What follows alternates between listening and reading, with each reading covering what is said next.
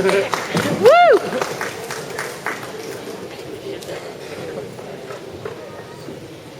I'm honored to present the valedictorian speech to you today. I would like to begin by welcoming all the parents, grandparents, friends, and family of the Drumright High School class of 2015. I also want to recognize the diligent work of all of my peers in order to reach this day. Well done.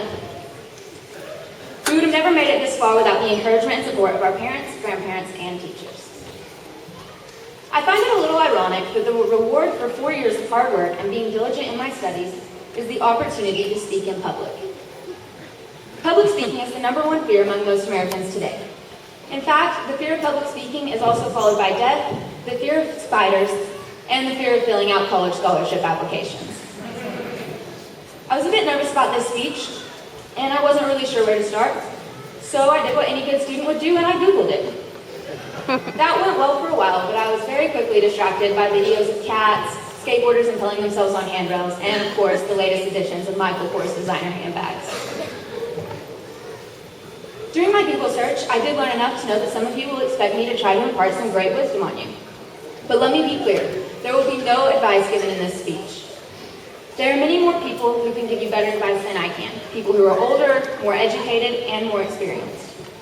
It would be a waste of both your time and mine to hear the ruminations of an 18-year-old. If you want advice, you should probably ask someone who actually has real-life experience, like a favorite teacher, a parent, or a grandparent. Instead, I will take this opportunity to talk about something that I do know about, taking first steps into an uncertain world and overcoming obstacles both real and imagined. We've all taken first steps in our lives. I distinctly remember my first steps into this building as a wide-eyed freshman. The place seemed so big and intimidating. Since then, there have been many other firsts, and all of them I've experienced with my classmates.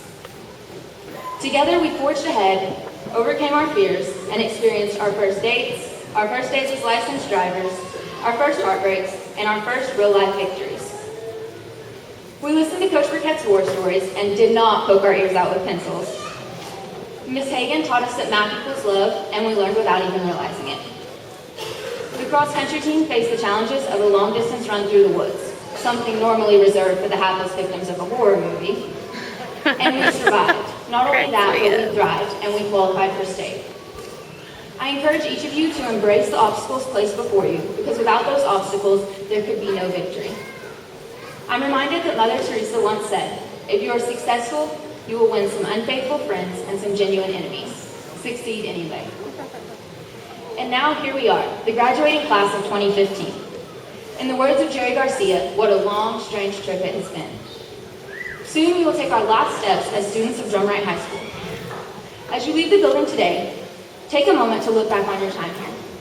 It seems odd, but I believe that the noted children's author Dr. Seuss summed it up the best.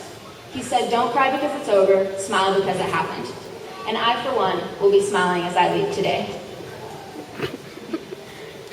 I've heard people say that high school is the best years of your life. Well, studying for ACTs, writing college admission essays, and sitting in the insurance parking lot waiting for something to happen are the best of times, those people are doing something wrong.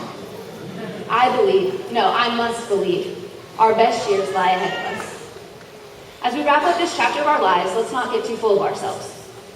After all, graduating high school is sort of like earning your kindergarten diploma. You're going to need much more to succeed in the real world. This was only a step along the path, a mere hill in a long cross-country run.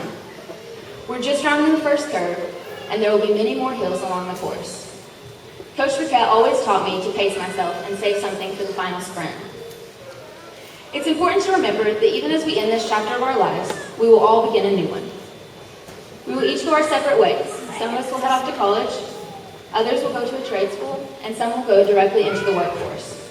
But having spent the last 4 years with each of you, I know that you can overcome any obstacles that are placed in your way because we have the tools that we need to succeed. Friends, family, the ability to learn, and the stubbornness to never give up. Yes, there will be many more firsts for the class of 2015, and I expect that we will take on each new challenge with class and determination. Ralph Waldo Emerson once said, what lies behind us and what lies before us are tiny matters compared to what lies within us. So get out there, blaze your own trail, and stay true to yourself. Good luck, Go Pokes, and I'll see you all at the reunion.